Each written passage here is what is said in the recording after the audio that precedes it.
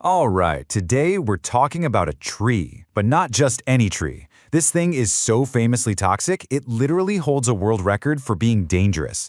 It's basically a masterpiece of chemical warfare, just casually hiding out on tropical beaches. So when the Spanish conquistadors first stumbled upon this tree, they came up with a name that was, well, chillingly accurate, the Little Apple of Death. And yeah, they learned the hard way that its sweet-smelling fruit was a total trap, a lesson that's been echoing through history ever since. And look, this isn't just some old sailor story or local folklore. We're talking about Guinness World Records.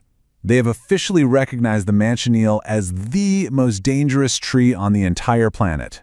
This is a certified, scientifically backed threat. So what's the big deal? What makes this tree so incredibly deadly? Well, it's not just one thing. Think of the Manchineel as a complete weapon system. I mean, literally every single part of it. The fruit, the bark, the sap is designed to cause some serious harm. Okay, so threat number one, and this is the most common one, is the fruit. People call it the beach apple. And it looks and smells totally inviting, right? But just one bite, and it triggers this agonizing pain. Victims talk about an intense burning in their throat, blistering, even internal bleeding in bad cases. It's just a brutal bait and switch from nature. And this is where it gets kind of wild.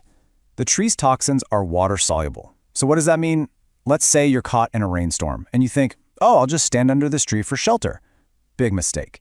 The rain actually washes the sap right off the leaves, creating this toxic shower that can give you severe chemical burns all over your skin. No way. And you can't even just get rid of the thing easily. Trying to burn it? That's incredibly hazardous. The smoke carries those toxic compounds right into the air. If you breathe it in, you're looking at severe inflammation of your eyes, your lungs. It can cause excruciating pain and, in some cases, even permanent blindness. To really get a feel for this, listen to this first-hand account from a radiologist, Dr. Nicola Strickland. She was on a Caribbean holiday, took a bite of the fruit, and what started as a pleasantly sweet taste, it just spiraled into a nightmare. First, a strange peppery feeling. Then it progressed to a full-on burning, tearing sensation. And then she described this huge lump forming in her throat, making it almost impossible to swallow. Just a terrifying, step-by-step descent into agony.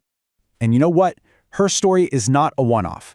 A 2019 study looked at 97 cases reported to French poison control, and the data backs this up completely.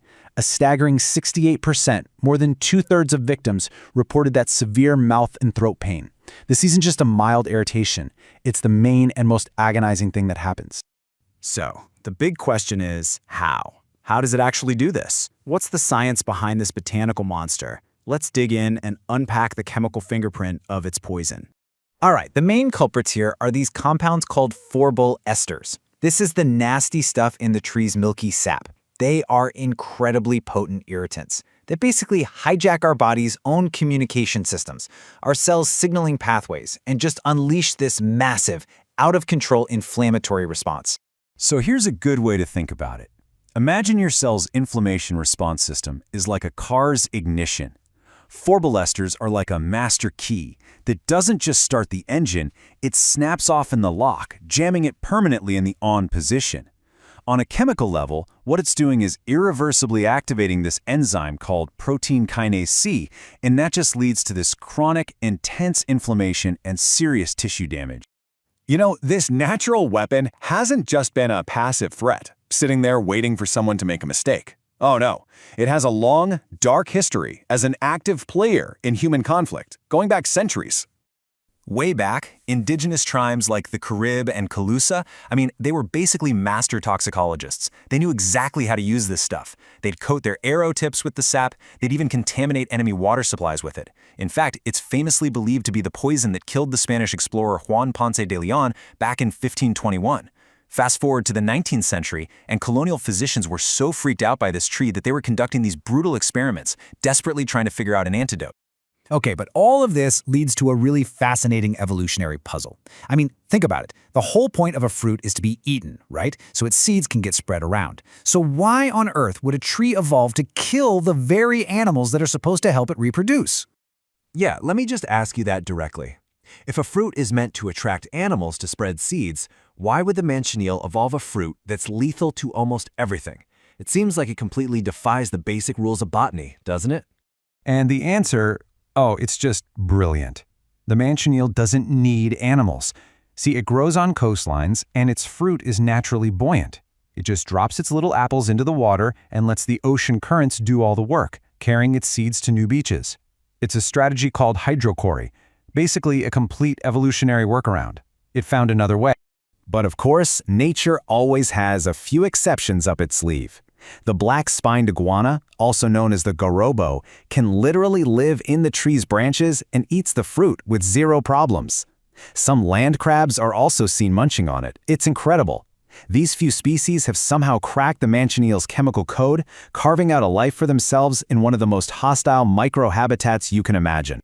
All right, so now we get to the final and I think most profound twist in this whole story. Despite being this absolute menace to public health, this deadly tree actually plays a vital protective role in its ecosystem. And this right here is the great paradox of the Manchineel. On one hand, it's so dangerous that you'll often see them marked with a big red X or a band of red paint just to warn people to stay far away. But on the other hand, its super dense root system is one of the best natural defenses against beach erosion. It acts as this critical windbreak, protecting entire coastlines during hurricanes and tropical storms. And get this, another surprise. Humans have actually figured out how to use it.